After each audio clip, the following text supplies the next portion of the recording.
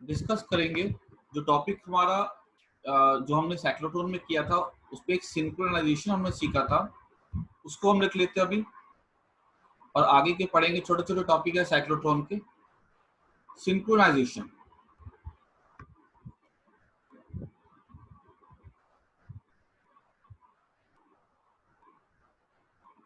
ये सिंक्रोनाइजेशन क्या कहता है? The frequency of the oscillating charge particle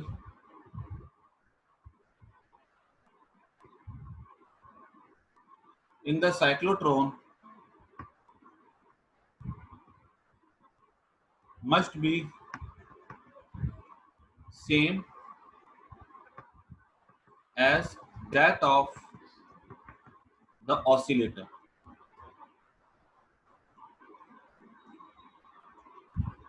This is necessary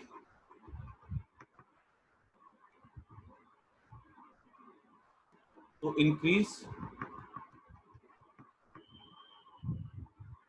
the speed of the particle. ठीक है, तो इसको नोट कर जाना है। ठीक है, इसके बाद हम लोग पढ़ने जा रहे हैं लिमिटेशन, जहां पे ये वाला पॉइंट हमको और बेटर वे से क्लियर होगा। लिमिटेशन, देखो पहला लिमिटेशन ये होता है कि हम लोग इसकी स्पीड को एक लिमिट के बियॉन्ड नहीं बढ़ा सकते। हमारे पास काफी ज्यादा स्पीड हो गई है, उसके बाहर हम इसकी स्पीड को नहीं बढ़ा सकते।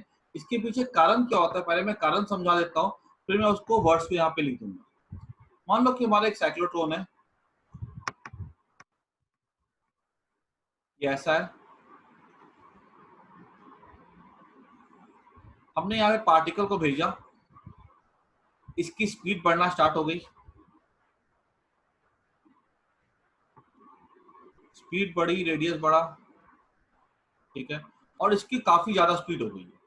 बहुत ज्यादा स्पीड मतलब comparable to speed of light.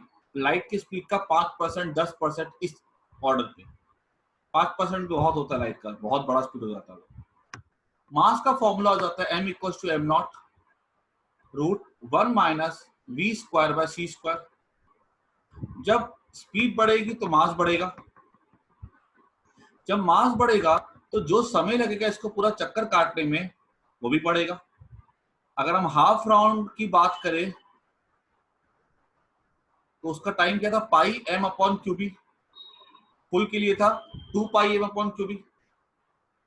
अब सोचो जब मास काफी ज्यादा हो जाएगा तो टाइम जो हर बार जो अंदर में जो टाइम, मान लो यहाँ 1 लग रहा था, यहाँ 1 लग रहा था, यहाँ 1 लग रहा था, लेकिन अगर मास ज्यादा हो जाएगा तो हाफ सर्कल के लिए जो टाइम होगा वो तो बढ़ जाएगा।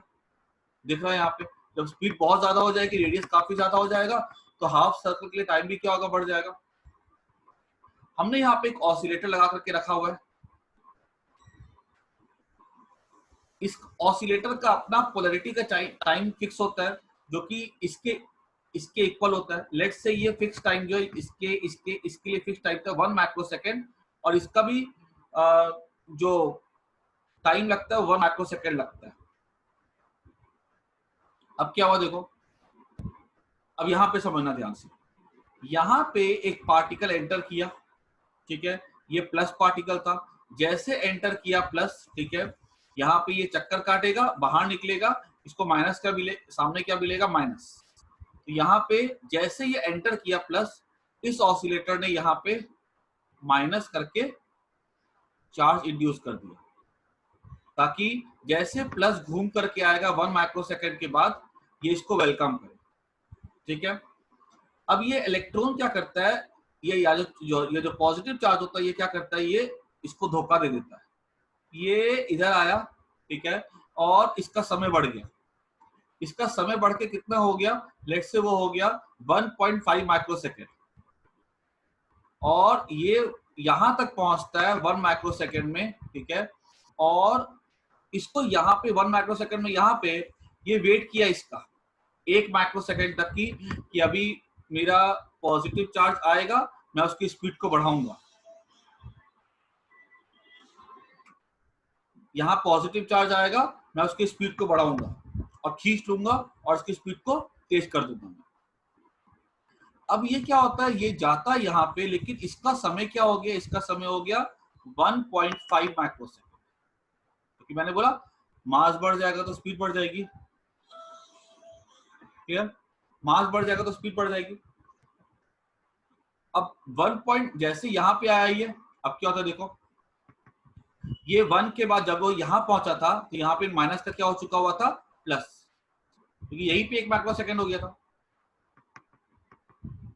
जैसे ये बाहर निकलता है प्लस, ये प्लस को क्या मिलता है, सामने प्लस मिलता है। प्लस को प्लस मिला अगर, तो हम क्या बोल सकते हैं कि अगर प्लस को यहाँ पे प्लस मिला है तो ये जो स्पीड जो है ना वोल्टेज क्या हो जाएगी, अब कम हो जाएगी ना, स्पीड क्या हो जाएगी, उल्टे कम हो जाएगी।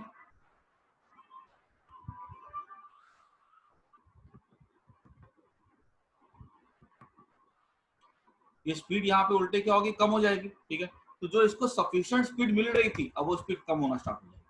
मतलब जो ये जलेबी की तरह से घूम रहा था ना, रेडियस बढ़ रहा था इसका, ठीक है, अब वो रेडियस क्या होगा, कम होना स्टार्ट हो जाएगा। तो देखो हम एक स्पीड तक पहुंचते हैं, उसके बियॉन्ड क्या होता है, मास इतना तेजी से बढ़ता है कि हमको जो स्पीड का जो इंक्रीमेंट होता है ना, वो स्पीड का इंक्रीमेंट नहीं हो पाता हमको, बल्कि वहां पे स्पीड का डिक्रीमेंट मिलता है। तो ये यहाँ पे इसका डिमेरिट है। ठीक है, इसको मैं समझ में आ गया, इसको मैं वर्ड्स में लिखा देता हूं मैं। और इस सिचुएशन को हम लोग कहते हैं दैट यहाँ पे आके सिंक्रोनाइजेशन खत्म हो गया है and the cyclotron has gone out of step. ठीक है, it has got out of step. यहाँ तक क्या था, इन स्टेप था, जब तक की फ्रीक्वेंसी मैच हो रही थी उसको कहते हैं इन स्टेप। ठीक है, जैसे वो आउट ऑफ स्टेप हो रहा था उसको हम लोग, जैसे वो फ्रीक्वेंसी मैच नहीं करती हम कहते हैं कि वो it has gone out of step. In step और सिंक्रोनाइजेशन एक ही वर्ड हो गया। तो इसका मैं लिमिटेशन लिखा देता हूं। पहला limitation,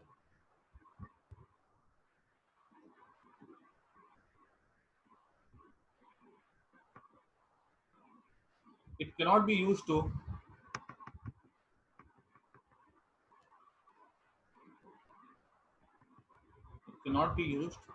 to increase the speed of the charged particle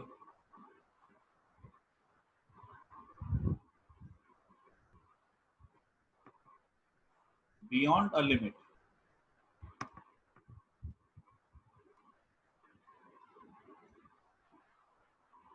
Otherwise,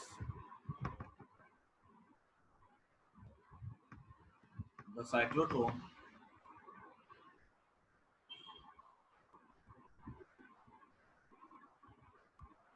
goes out of step.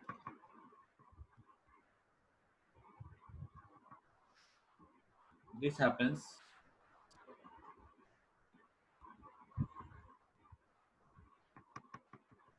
because mass of particle increases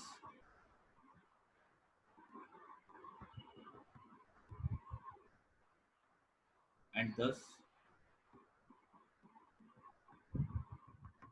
its frequency changes.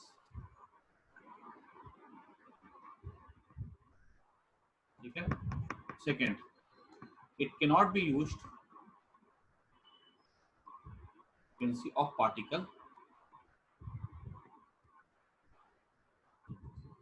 it cannot be used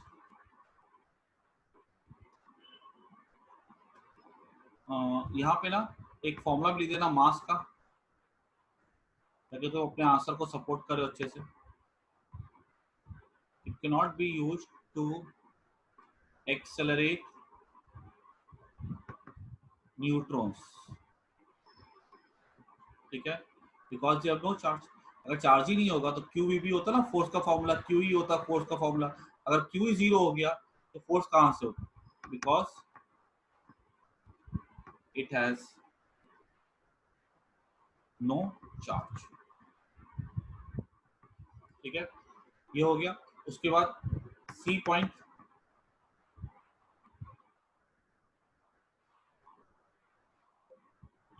C point में हम लिखेंगे कि it is not used to accelerate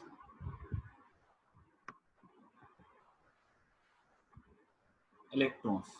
क्योंकि होगा क्या, electrons को जब हम हाई वेलोसिटी दे तो दे, तो वो क्या होगा, उसका मास बहुत कम होता है तो काइनेटिक एनर्जी कम मिलेगी। और अगर हमने उससे ज्यादा वेलोसिटी देने की कोशिश की तो उसका मास बढ़ जाएगा। ठीक है, electrons have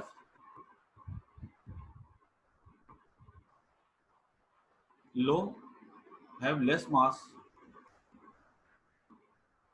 so they have less kinetic energy।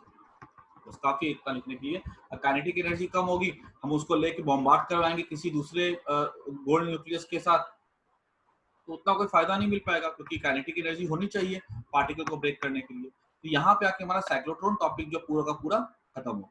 ठीक है।